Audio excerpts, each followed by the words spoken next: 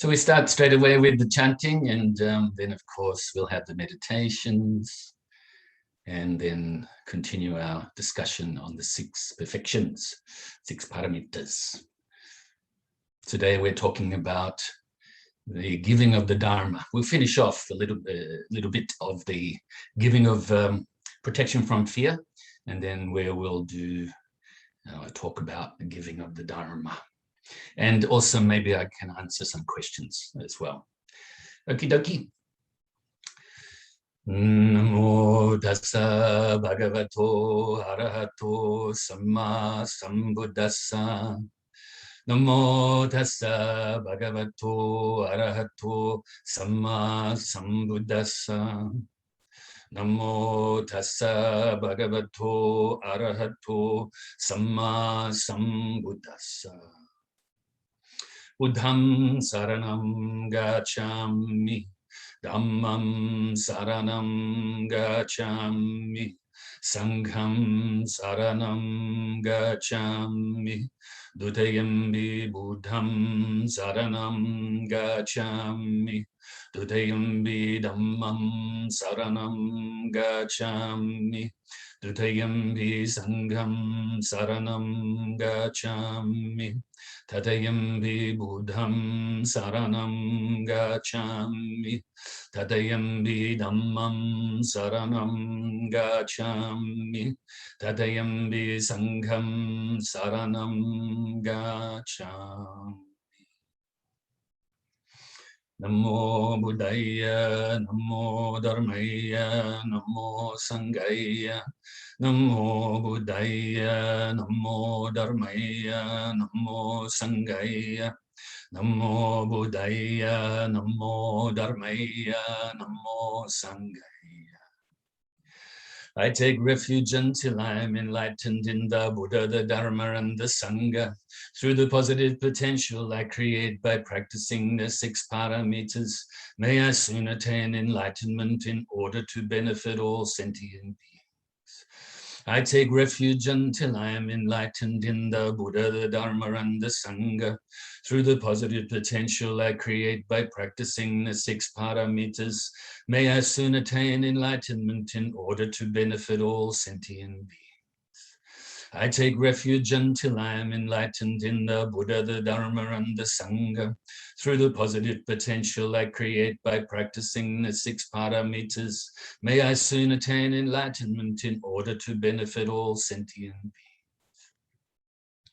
May all sentient beings have happiness and its causes. May they be free from suffering and its causes. May they never be parted from their happiness beyond suffering. May they abide in equanimity, free of bias, attachment to the near, and aversion from the far. I shall cause this great compassionate Buddha, please inspire me to be able to do so. Reverently I prostrate with my body, speech, and mind, and present clouds of every types of offerings, actual and mentally transformed. I confess all of my negative actions accumulated since beginningless time, and rejoice in all the virtues of all holy and ordinary beings. Please remain until cyclic existence ends, and turn the wheel of Dharma for all sentient beings. I dedicate the virtues of myself and others to the great enlightenment. However innumerable all sentient beings are, I vow to save them all. However inexhaustible my delusions are, I vow to extinguish them all. However immeasurable the Dharma teachings are, I vow to master them all. However endless the Buddha's way is, I vow to follow it completely. Om Mani Padme Hum. Om Mani Padme Hum. Om Mani Padme Hum. Tayata gate gate parasam gate bodhi soha. Tayata gate gate parasam gate bodhi soha. Tayata gate gate parasam gate bodhi soha. So now get yourself nice and comfortable for the meditation. At this time, just let go of dwelling on the past, thinking of the past. of planning for the future. Allow yourself to be present in this present moment, or as each moment arises and passes, be present. You owe it to yourself to be kind to yourself. Gently close your eyes, lips gently touching, breathing in and out of your nose. And now release whatever tension you may have in the body. Release that tension. Focusing from the bottom of the body, from the tips of your toes, up to your shoulders, down to the tips of your fingers, and to the top of your head.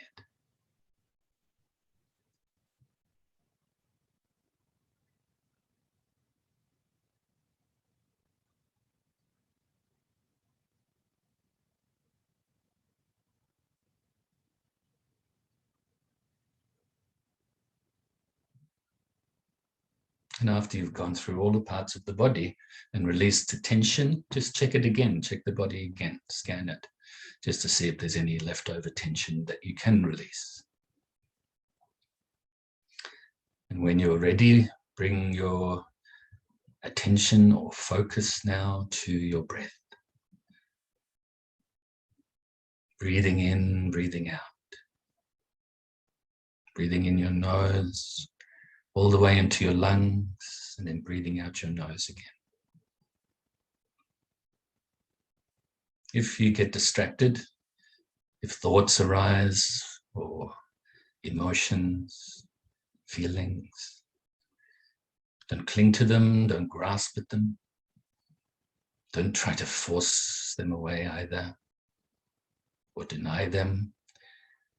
By refocusing on the breath, just let them go naturally.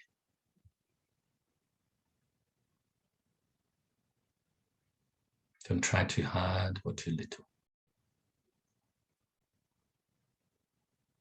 And conversely, if your mind starts to become dull, wake it up by focusing more brightly on your breath. That's all we have to do, actually, moment to moment. It's the one thing that we need to do constantly. That's on a physical level, that is. I like to say that we should practice Dharma constantly too. Look after your mind constantly. But physically, that's all we have to do moment to moment, is breathe. The other necessities to maintain a physical life, we don't have to do constantly. We don't always have to eat or to drink. But we have to breathe. So now we're focusing on this breath.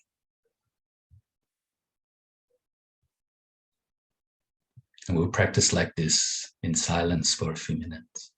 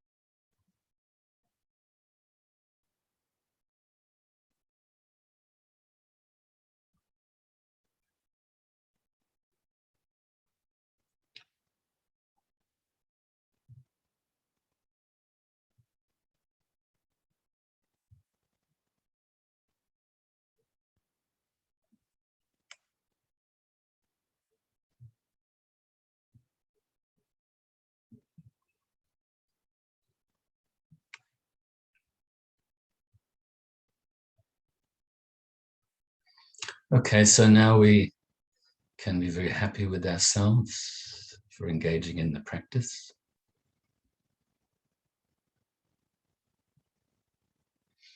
And fill yourself with warm, universal loving kindness.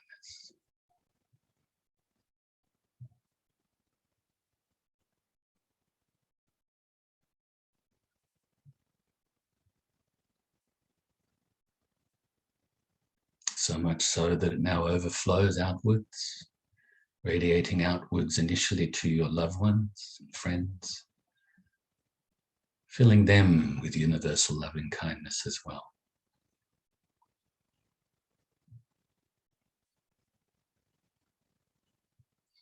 Alleviating their suffering, filling them with happiness and peace.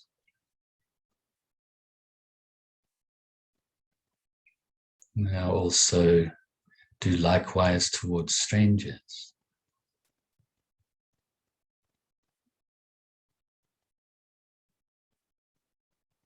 And those you may find difficult, may even regard as enemies as well. May all of these people have happiness, be free from suffering, and be peaceful.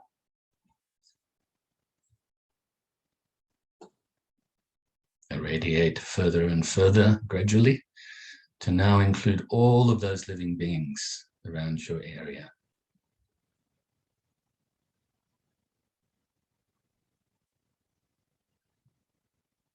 And throughout your whole state or county.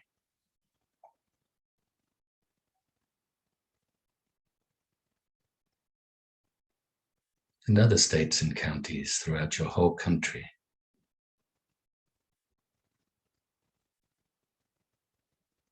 And other countries throughout the whole world.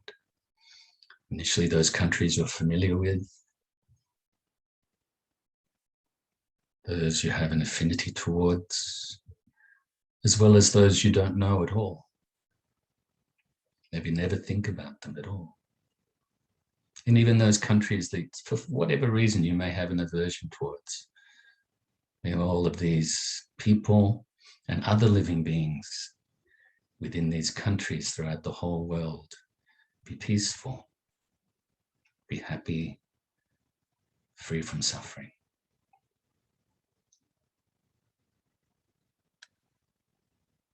Continually radiate out further and further throughout the whole solar system.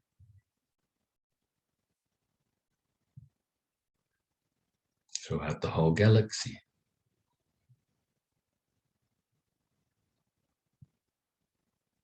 Throughout the whole universe. And throughout infinite space.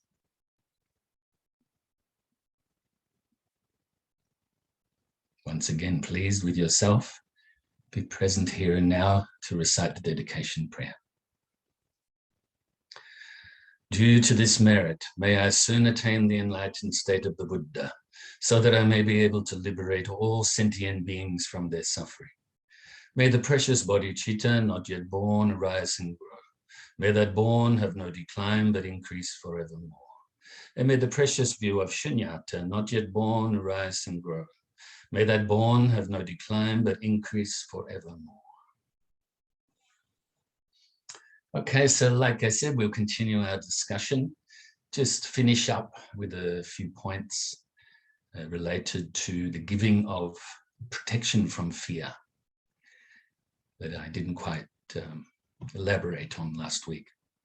Actually, I know one of you mentioned that recently you have bought and hopefully you are reading the Bodhicharyavatara, which means the way of the Bodhisattva, which is a teaching given by the great Indian master Shantadeva many, many years ago.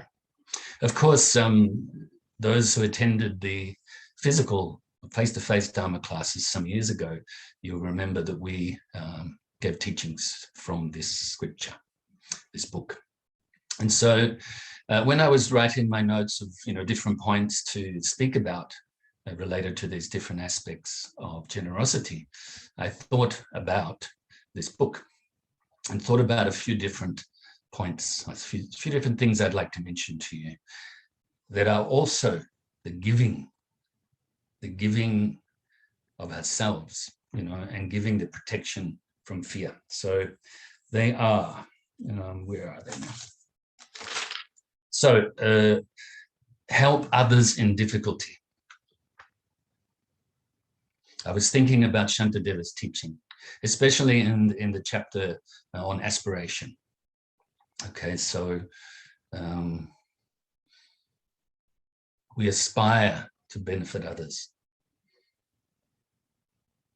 Not only is this beneficial for others, because we will follow through, especially as we train our mind with this aspiration, this intention, then we'll follow through and engage in practical bodhicitta towards others. But also, it helps us to decrease our attachment to self and therefore get closer to understanding the emptiness of self. The lack of self-nature, you could say. And so help others when they are in difficulty or experiencing difficulties. Also provide a refuge for those without a place of safety. So if people, I'm not particularly talking about now those that are homeless, invite them all into your house. I think that could be quite difficult. But actually have, first of all, the aspiration to do this, but also if others really need some shelter, for instance, maybe we can't invite them into our house, but maybe they are, homeless, but maybe you can give them some clothes or something, even though it's the giving of material aid that can come under. This is also giving protection from fear as well. And also to be good company for those that are lonely, for instance, or those that are troubled, especially in these times of the pandemic. Even if it's a telephone call, or even if it's a Zoom meeting, or anything, even if it's a few kind words on Facebook, do this. Really, give yourself and help these people that are struggling with loneliness to feel that and realize that they're not alone, actually. The next one is protect those that are in danger or have no protection. So do whatever you can to protect others, and especially if they're in danger.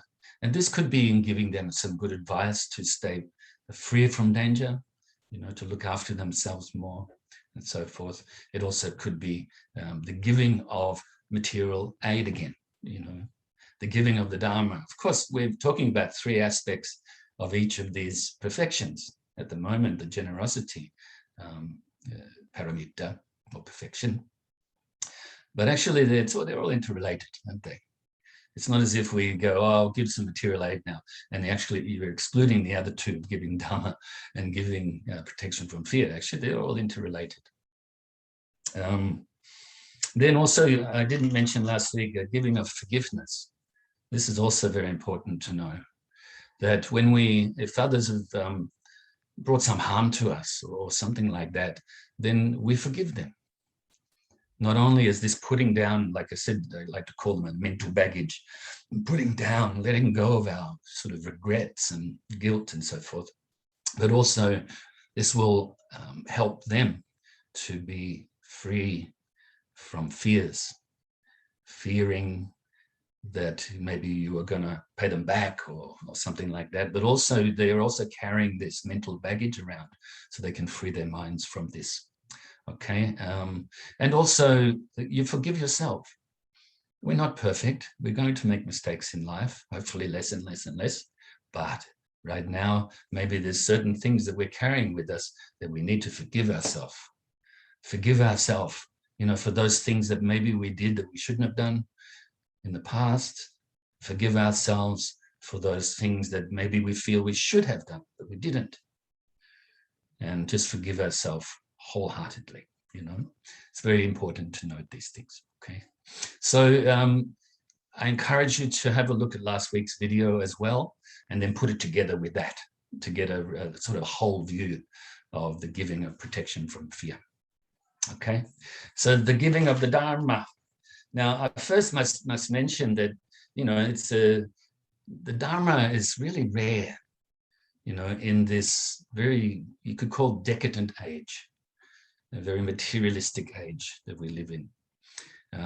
You know, it's maybe many years ago when the Buddha was alive in that lifetime, there was less distractions. Even though some of these distractions we see as helpful and convenient and everything with modern technology and the like, actually there's more distractions for our mind. And therefore, it's much more difficult to keep a calm mind, to train your mind consistently. So at the time of the Buddha, it is said that many great practitioners already, and their minds were ripe to learn more, to learn the teachings of the Buddha on a very deep level, and to attain certain levels, you could say, of enlightenment in that lifetime. Of course, not yet fully enlightened Buddha, because there's only one of them at that time, and he was the one giving the teachings. Okay, but anyway, it's the people of that time, their minds were more conducive to being able to practice really accurately and have pretty fast results, okay, from the practice. It's more difficult these days, but don't let that discourage you. Okay, so you need to realize that your true nature is enlightenment, but we just have to make maybe a lot more effort in this day and age to be able to practice. So the Dharma in this world is very rare. It's very rare to have practitioners of the Dharma. And then it's very rare to have really sincere practitioners of the Dharma. And then, of course, much rarer even to have people that understand the teachings on very deep level. We really should pay attention to listening to their teachings and to absorb them with our mind, or to, you could say, marry them with our mind. Okay. So this, once again, don't get discouraged about what I just said. Okay. Just, you can actually realize how precious the Dharma is. It's so rare. You know, we say that things like diamonds are really rare. You know, something as precious as the Dharma, the teachings that help us to purify our mind, realize happiness along the way, free ourselves from suffering along the way, and then eventually realize the bliss, let's say the bliss of enlightenment. Okay. So leading others onto the Dharma path is the giving of the Dharma in a sense, isn't it? Maybe we're not teachers yet, you know, maybe we don't understand fully all of the teachings, but you should teach what you know and teach what is in accord with what other people can understand. Do the best that we can to do this. We're not always going to get that right, but do the best we can. So try to guide others onto the Dharma path. That doesn't mean that you go out there preaching and try to convince them to become Buddhists, okay? If somebody is practicing another religious tradition, then actually I would say encourage them to do it better, to really reflect upon the teachings, you know, of their teachers or leaders or whatever focus they have in their religion, you know. Get them, if the religion is teaching kindness, then tell them, be more kind. And then you can share the way we experience the Dharma teachings with this, okay? And explain some Dharma to them and guide them more. Of course, if they have an affinity towards the Buddhism, then really encourage them to delve into the practice. You know, tell them, don't try not to do it too much in the beginning, because sometimes we can tire ourselves out. I think I've heard stories of some Westerners that have become Buddhists and they go straight into it, and it's almost like they're replacing their old religion with Buddhism, and kind of seeing it, all of the concepts similar. But actually, try not to do that. Try to encourage others not to do that, and to, at your own pace, you know, step at a time, study, reflect upon what it is you've studied or heard, and then absorb your mind with it, and slowly and sometimes fast improve. So leading others onto the Dharma path, explain the Buddha's teachings to the best of your ability to them. Even if they don't want to become a Buddhist, maybe they're curious of what Buddhism is. So to clear up any misunderstandings that could arise, you can explain whatever it is you understand of Buddhism. If you're not confident enough to do or to explain many things yet, you can say what the Dalai Lama says often, And that is, my religion is kindness. You can just say that. Of course, to be kind, to be really kind, you also have to become wise too. They're not separate. Okay, so that statement, Buddhism is kindness, or a path leading to kindness and more kindness. Maybe that's enough sometimes, okay? That word kindness, I don't think there'd be too many people out there that would get irritated at that word, because you're not pushing your views on somebody. This is universal, you know? You don't have to call yourself anything to be kind. And okay, so that others can understand, you know, so do the best that you can to share the Dharma with the people that are in a way that is suitable to their needs, suitable to their character and to their temperament. For instance, and I'll share some experience I had, which I've shared with you before, but I'll reiterate on that to do a personal experience. If you're teaching a football player, use examples related to football. If you're teaching a plumber, use examples related to plumbing. If you're teaching a king, use examples relating to what the king can understand. If you're teaching a simple farmer, maybe he's got 1 acre, then teach according to what he can understand, she can understand. Because if you teach a footballer who knows nothing about plumbing, using examples related to plumbing, he most likely will not understand. In fact, even worse, maybe he will misunderstand big time, you know, really not get the teachings. And vice versa. Also, if you teach the farmer related to what a king can understand, then it's going to be likewise, and vice versa, teaching the king what the farmer can understand. So it's important you do that. And, you know, that's something when I first started teaching, I asked one of my teachers, some of you may have seen this in an article I wrote a few years ago. Some of the, you know, what I said, please, I don't know if I'm good enough to teach. And he just said, don't worry about it. You just teach, first of all, what you know. Don't try to teach what you don't know. He said, if you get questions from people you don't understand, ask me or ask your other teachers or look it up yourself and make sure that you give correct answers, or abstain from giving the answers and say, don't worry about it. And he said, and he used that example related to the footballer and related to the plumber. And he said, you just teach like that and continue to do your studies, continue to absorb your mind with the teachings. And he said, have no worries about it. I wouldn't have asked you to teach and your other teachers wouldn't have asked you to teach if we didn't think that you at least knew a little bit, you know. So I had a lot of confidence from that statement, and I give you the confidence too. You know, I pass that on to you guys. So please, you know, I know that you are learning the Dharma, otherwise you wouldn't take part in these classes. So obviously your Dharma knowledge and practice is improving all the time, even though maybe you don't realize that sometimes, but it is. Okay, so we can explain to others the precepts, you know, don't kill, don't steal, and so forth. What to do and what not to do. We can explain to others some sutras. So let's say there's some sutras that you're studying and you get some good grasp, at least of some aspects, some parts of the sutras that really resonate with you, that you really almost like have an experiential understanding of and feelings with. And then so you can explain these sutras and some commentaries maybe that you've read on these sutras to others, explain these things.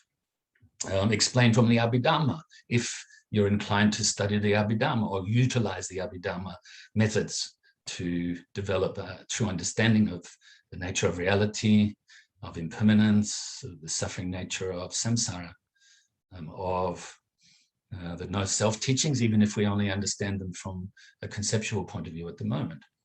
You can share this with others, okay? Also, important concepts related to the Dharma. Once again, I'll remind you what I said before, even if somebody's not a Buddhist, but they're curious, you don't have to try to make them a Buddhist, but you can explain some of these concepts. Or at least even you can say to them, oh, I'm not good enough yet in my knowledge to explain many details, but these are the concepts. And then you can leave it up to them. If they're curious, then they can make the efforts to look into it themselves. So the teachings, essential teachings, of course, like the Four Noble Truths and the Eightfold Path, of the teachings of the cause and effect, or law of karma. What is bodhicitta, for instance? Also, what is emptiness? Even though we maybe shouldn't share right now, because we don't have the experiential understanding yet, but you share the concept, and then rebirth. And remember, the law of karma and rebirth are very closely related, aren't they? For instance, well, how come we were born in this life? It's related to the previous karma, isn't it? And therefore, there has to be previous life. And then, of course, at the end of this life, we've created all of this karma in this life, not to mention in previous lives, the karmas that haven't ripened yet. So where's that go? At the end of this life must be another birth, rebirth, and the way to understand that, maybe you can think about the other possibilities, and then you come to some understanding. Oh, this is the only way actually is because of cause and effect. We cause our future, for instance. Okay, so explain these things, explain these parameters that we're learning now. They're very important teachings on the path to enlightenment, to develop the bodhicitta and to realize the supreme wisdom. And of course, then the four immeasurables of compassion, loving kindness, of empathetic joy, and equanimity, non-biased mind. Okay, so these are the very essential teachings that you can share with others in the giving of the Dharma. Also, I just wrote down before, there's 4 ways to attract people to the Dharma, you could say. All right, and one is being generous, which we're talking about now. The other one is speaking in a pleasant manner. Don't speak harshly. Even if when we're teaching others, if we do speak harshly with good intention, sometimes that's not bad. So because actually that's, if somebody's practicing and they're very advanced in their practice, sometimes it's straightforward, not so much harsh, but straightforward teachings is best for them. But right now, we should speak in a pleasant manner. We should teach others in accord with, like I said, in accord with their character and what is suitable for them. And we should, I wish I could ask you questions like we used to do in the face-to-face classes. And I'd ask all of you to give me the 4th one, but actually I have to just spell it out for you. The 4th one is to act in accord with what you teach.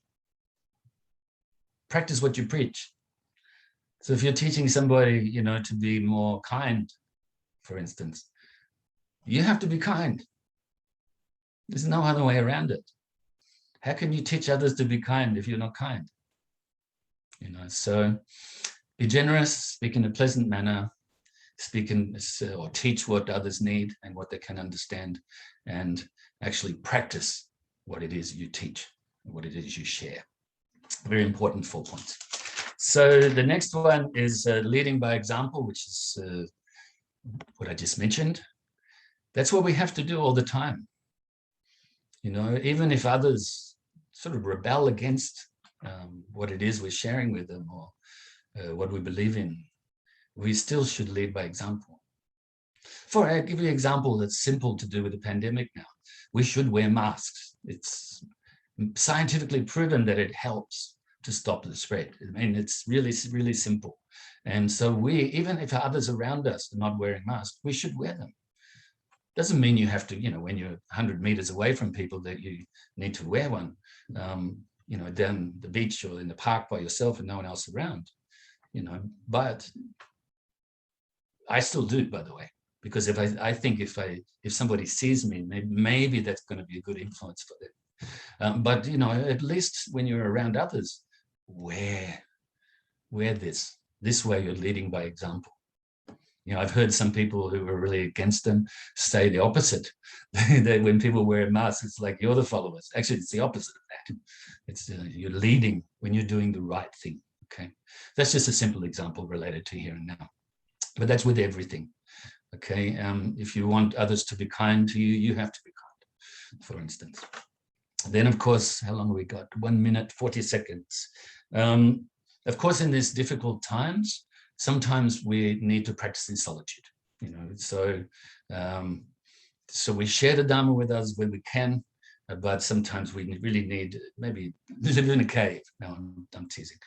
Just in your own home, in your own abode, just sometimes be silent a lot, so you can really absorb your mind with the teachings. Train your mind in the Bodhicitta, keeping away from acting on your negative emotions and on the harmful emotions.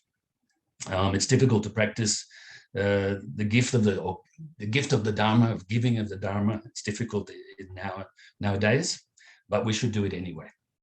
It's very difficult if we are controlled by our negative emotions. So to do the best to give up on these. And if we're concerned with our own happiness only, then this is a very narrow view.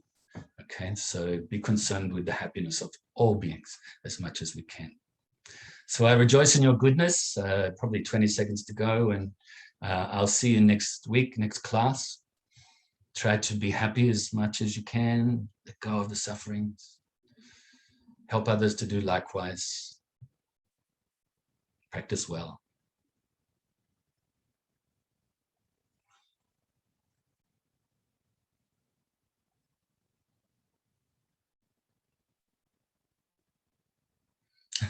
We're still going.